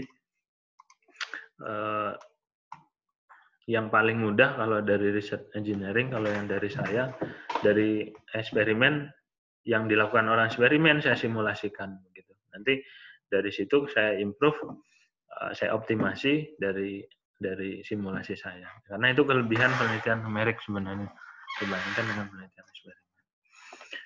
Mungkin itu yang bisa saya jelaskan Pak Guntang. Barangkali ada Bapak Ibu yang lain ingin bertanya secara open mic, mungkin saya persilahkan. Software yang digunakan untuk penelitian numerik apa nggih Pak? Nah, kalau di engineering pasti yang common ya Pak ya. Kalau yang sudah saya pakai, kalau sifatnya pemodelan untuk chemical ya Pak, chemical untuk kimia, saya biasa pakai Aspen Plus atau Aspen HYSYS. Nah, kalau nanti secara fluid mekanik ya atau termofluid atau termodinamik dan heat transfer, kita bisa gunakan ANSYS Fluent misalnya. Tapi kalau kita nanti analisanya ke solid mekanik, bisa menggunakan ANSYS yang Worksbench atau yang lain ya. Atau apa ya, untuk software untuk analisis struktur itu ada Abacus, kemudian ada CATIA dan yang lain. Jadi kira-kira begitu Pak Guntang. Baik, Bapak Ibu barangkali ada yang ingin bertanya, membuka mic silakan. Saya buka sesi diskusi.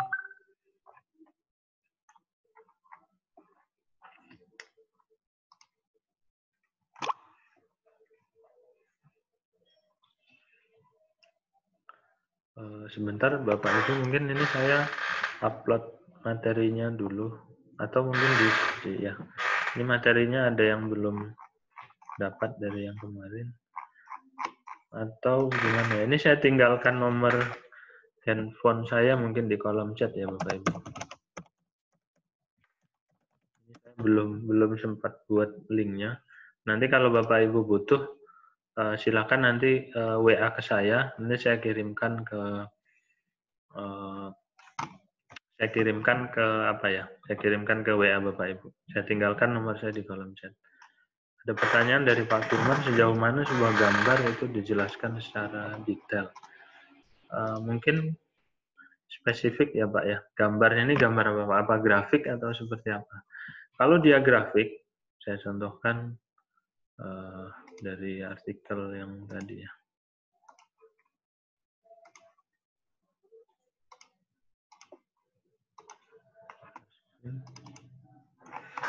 Ini mungkin dari grafik ya.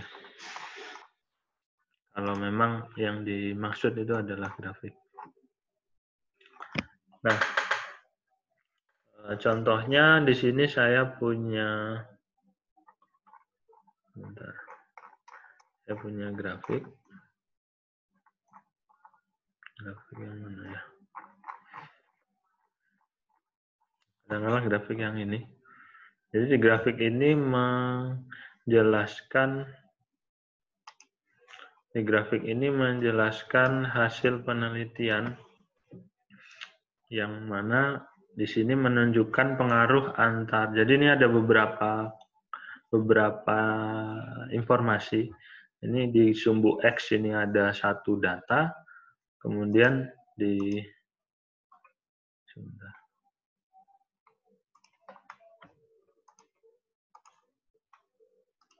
saya mohon tadi contoh cover letter. Oh ya, diundang cover letter. Oke. Jadi ini ada pengaruh equivalent ratio. Jadi ini di kolom X ini ada equivalent ratio. Kemudian di kolom Y ini ada 4 buah data ini. Ada 4 buah data. Ada GASIL, LHV, CGE dan Ya, full gas efisiensi.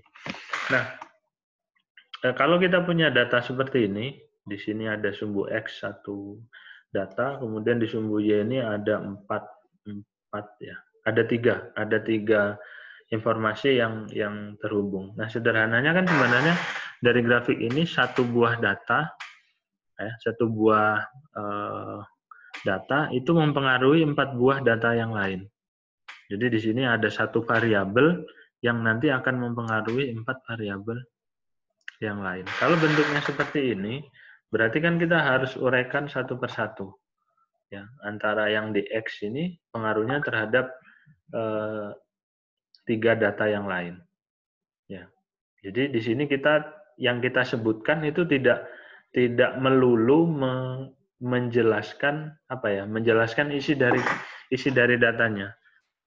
Misalnya begini, jadi ada yang mendeskripsikan gambar atau grafik itu hanya mengulangi atau hanya menjelaskan angka atau nilai yang ada di grafik tersebut. Ya. Jadi dia hanya mengurai misalnya pada ekivalen rasio 0,3, gasilnya itu nilainya 3. Sementara pada ekivalen rasio 0,45, nilai gasilnya 3,6. Ini kan kita hanya mengulang informasi saja yang ada di grafik tersebut. Dan sebenarnya informasi tersebut tidak perlu kita ulang, kita sebutkan. Kita tidak perlu sebutkan lagi karena reviewer juga pasti akan tahu dari data tersebut yang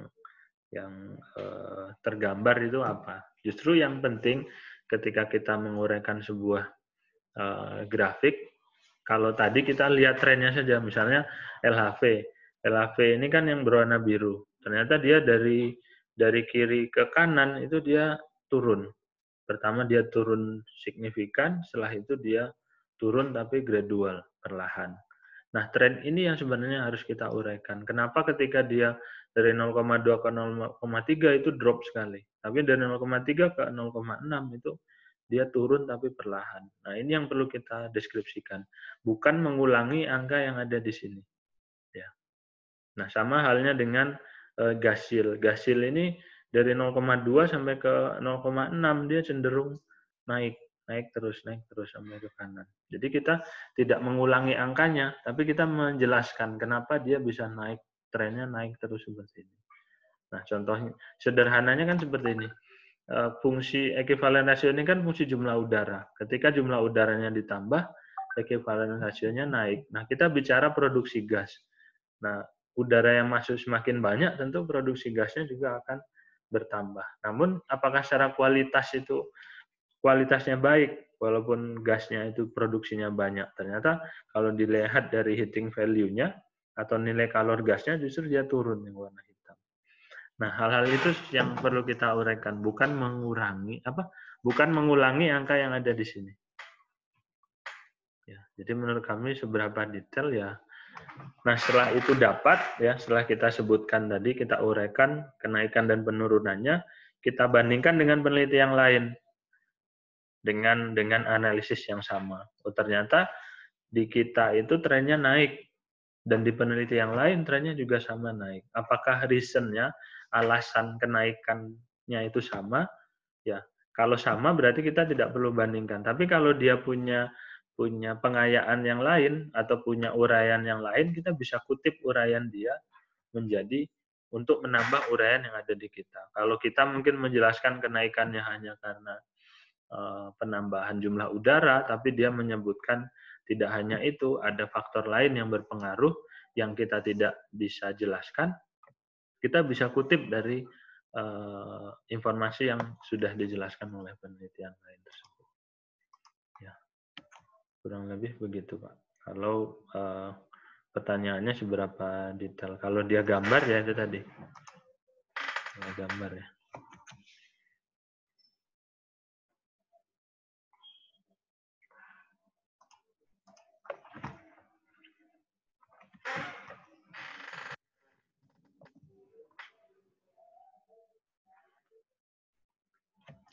Bentar. Data. Publikasi.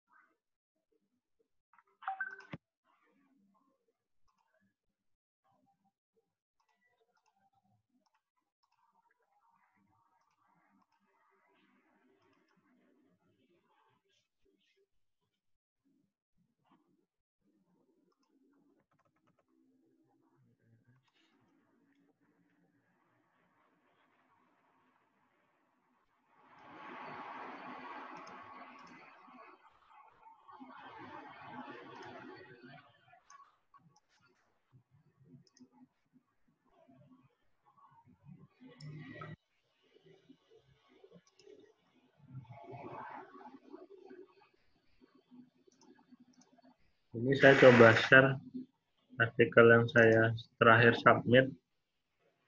Ini sepertinya di sini ada cover letternya.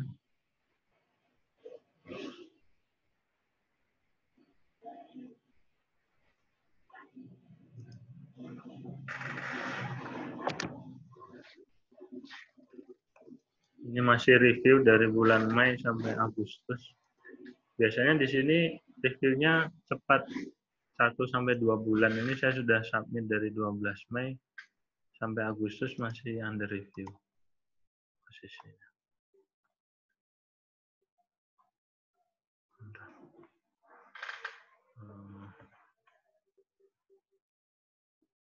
Sedang proses download.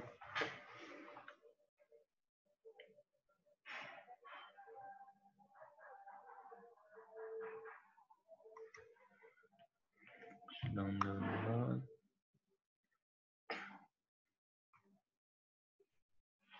Saya stop.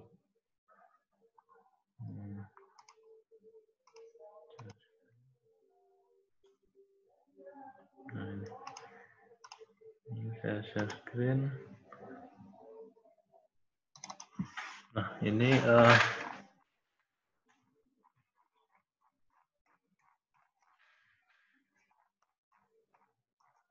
nah ini contoh dari cover letter. Ini kebetulan saya tulis untuk artikel yang terakhir saya submit. Di sini. Nah, di sini saya mensuggest karena di sini dia meminta saya mensuggest beberapa reviewer. Di sini saya ambil reviewer dari negara ya itu tadi yang bukan bahasa Inggris ya, yang bahasa sehari-hari, bahasa komunikasinya. Saya ambil dari negara-negara yang berasal dari ya bukan native English. Ini ada TH ya, ini dari Thailand, kemudian nanti dari PL ini Polandia kalau tidak salah saya. Kemudian ini dari IT ini lupa saya, IT dan ini. Tapi ke semua reviewer yang saya usulkan ini bukan native English, bukan native English country. Jadi memang profesor-profesor yang relevan dengan jurnal yang saya tulis, tapi mereka bukan berasal dari negara yang menggunakan bahasa Inggris sehari-hari. Harapannya ketika nanti dia reviewer itu memeriksa tulisan saya dari sisi bahasa itu mereka tidak begitu tidak begitu kejar, lebih kepada substansi. Nah, kalau dilihat dari struktur cover letter, yang pertama ya kita sebutkan, kebetulan di sini saya kemarin cari nama editornya, tapi saya belum nemu, akhirnya saya cukup sebutkan saja di editor, kemudian ya biasanya pasti profesor. Kemudian di situ saya sebutkan bahwa yang saya tulis itu judulnya ini. Yang paling mudah untuk menjelaskan isi dari artikel kita itu saya copy saja abstraknya. Jadi setelah saya jelaskan ini judul artikel saya, ini saya submit itu di jurnal yang saya tuju. Setelah itu saya kopas abstrak saya di sini. Saya copy paste, tapi ada beberapa penyesuaian kalimat yang nanti tentu berubah strukturnya menjadi bentuk seperti surat. Nah, kemudian di akhir saya sebutkan. Nah, jadi riset yang saya sajikan ini sebenarnya sangat relevan dengan aim dan scope of jurnal energinya ini. Nah, terutama dalam hal analisis teknoekonomi. Nah, kemudian juga harus kita uraikan bahwa kita sebenarnya setuju apapun menyetujui semua persyaratan yang sudah diberikan oleh si jurnalnya. Nah, kemudian kita juga harus nyatakan di cover letter itu bahwa jurnal yang kita tulis ini tidak sedang kita submit di publisher yang lain sebelum keluar keputusan dari jurnal ini. Jadi misalnya saya menunggu selama dari Mei sampai Agustus ini kan belum ada hasil review. Jadi saya nggak berani untuk submit draft jurnal saya ini ke publisher yang lain karena itu etik. Kalau sistemnya sama itu kemungkinan bisa terdeteksi. Jadi jurnal ini tidak disubmit ke jurnal yang lain dalam waktu yang dekat. Jadi ya di situ.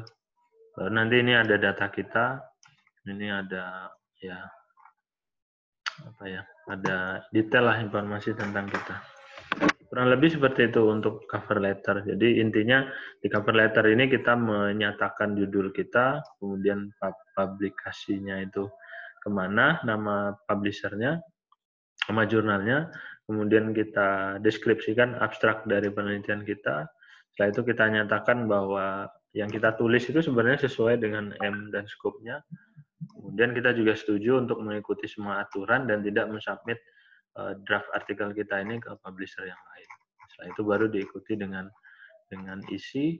Nah, kebetulan kalau di ScienceDirect ini mereka meminta kalau gambar dan grafik itu dipisahkan. Jadi sini saya pisahkan ini dengan resolusi yang lebih besar. Menjadi beberapa grafik, gambar dan grafik. Ya. Kurang lebih seperti itu Bapak Ibu untuk cover letternya. Firman. Mohon izin Pak, ada 3 pertanyaan. Bagaimana membuat sebuah novelty? Menurut kita dan satu reviewer sudah tajam, tapi penilaian tidak jelas. Dalam menulis jurnal, apakah Bapak sering menggunakan bahasa aktif atau pasif? Kenapa memilih gaya tersebut? Bagaimana jika menemukan data yang unusual, padahal kita sendiri belum tahu penjelasannya? Apakah teruskan atau tidak dimasukkan ke jurnal? Oke, saya tanggapi yang pertama, bagaimana membuat novelty? Menurut kita dan satu reviewer itu sudah tajam, tapi ternyata menurut reviewer. Nah, ini tinggal dilihat saja Pak. Biasanya reviewer itu kan tidak tajamnya itu ada di mana begitu. Biasanya kalau reviewer yang sudah biasa mereview itu dia akan menjelaskan, karena etiknya seperti itu. Ketika kita menjustifikasi bahwa sebuah tulisan itu tidak tajam novelty-nya, biasanya kita harus menjelaskan ketidaktajamannya itu ada di mana begitu. Jadi tinggal diikuti saja dengan penjelasan lanjutan berdasarkan pertanyaan dari reviewer tersebut. Tapi kalau artikel kita memang novelty-nya belum terlihat atau kebaharuannya belum terlihat, ya cara ngebusnya kalau menurut kami sih bandingkan saja dengan sebanyak mungkin literaturnya. Semakin banyak literatur yang kita bandingkan, yang tentunya relevan, ini akan menguatkan si reviewer bahwa penelitian kita itu memang unik, berbeda dengan penelitian yang lain. Nah, ini kalau pertanyaan bahasa Inggris aktif dan pasif ini sebenarnya kan style saja, Pak. Yang penting itu konsisten. Kalau kita aktif, aktif semua. Tapi kalau pasif, ya pasif saja. Yang jadi masalah itu kan kita campur-campur. Kadang pasif, kadang aktif. Kadang pasif, kadang aktif, atau pasif aktif. Jadi tidak konsisten dari awal sampai akhir. Kalau memang banyak, kalau aktif ya cukup aktif saja. Jadi ada American style, kemudian ada yang British ya kalau tidak salah saya. Nah, jadi kalau American semuanya. Kalau dia British semuanya. Atau tergantung konteksnya. Kalau memang dia harus aktif ya di bagian itu harus aktif ya pakai kalimat aktif. Tapi kalau pasif harus pasif di sana ya gunakan kalimat pasif. Saya tergantung di posisinya. Kalau kita bagi ke dalam introduction, method, result and discussion tadi, ini pemposisiannya seperti apa. Nah, kalau kita menemukan data unusual, kita belum tahu penjelasannya, apakah tetap dijelaskan. Nah, posisi unusualnya ini bagaimana? Kalau datanya memang unusual, kalau kita bisa menjelaskan itu lebih bagus, Pak. Artinya kondisinya unusual itu ada justifikasi dari kita. Nah, ini justru akan menjadi hal yang menarik bagi reviewer tentunya, dan juga mungkin bagi peneliti yang lain. Ketika kita bisa mendeskripsikan atau menjustifikasi sesuatu yang berbeda tadi berdasarkan teori dan juga penelitian terdahulu yang sudah dilakukan oleh orang lain, ini menjadi menarik. Tapi ketika kita munculkan unusual tadi kita munculkan, tapi kita tidak jelaskan, ini nanti memancing reviewer untuk bertanya. Jadi kalau kita memang confident dengan ke-unusualan tersebut dan kita bisa menjelaskan, itu lebih bagus ditampilkan. Tapi ketika tidak confident atau kita belum mampu mendeskripsikan, sebaiknya dihilangkan saja, Pak. Jadi kita cari aman saja. Supaya apa? Kalau nanti kita munculkan tapi kita tidak jelaskan, reviewer itu pasti nanti kejar ke sana. Reviewer kejar ke sana, dia akan tanya ke kita, Kalau satu data mungkin tidak masalah, tapi kalau beberapa data muncul kita tidak jelaskan, nanti reviewer menganggap kita tidak menguasai isi dari tulisan kita sendiri. Mungkin begitu Pak Firman untuk penjelasannya. Baik, ada lagi Bapak Ibu pertanyaannya? Kalau tidak, ini sudah pukul 11.45, mungkin sudah waktunya untuk sholat Jumat. Saya sudah tinggalkan nomor handphone saya tadi di sana. Nanti saya bisa bagikan ke Bapak Ibu semuanya untuk materi dua materi yang kemarin dan satu materi hari ini. Kemudian nanti siang saya ada materi juga untuk manajemen referensi menggunakan Mendeley. Jadi nanti silakan Bapak Ibu WA ke saya, nanti saya kirimkan materinya. Mungkin itu penjelasan yang bisa saya sampaikan. Kalau tidak ada pertanyaan dari Bapak Ibu semuanya, saya ucapkan terima kasih atas kesediaannya mengikuti penjelasan dari kami. Semoga apa yang sudah saya sampaikan bermanfaat dan bisa memberikan insight kepada Bapak Ibu semuanya. Kalau memang Bapak Ibu membutuhkan contoh cover letter dan yang lain, nanti saya bisa kirimkan ke WA Bapak Ibu semuanya. Tinggal di WA saja nanti ke nomor saya. Demikian yang bisa saya sampaikan. Mohon maaf atas segala kekurangan atau ada silap kata saya selama mempresentasikan. Saya akhiri. Assalamualaikum warahmatullahi wabarakatuh. Waalaikumsalam warahmatullahi wabarakatuh. Saya izin tutup ya Bapak Ibu.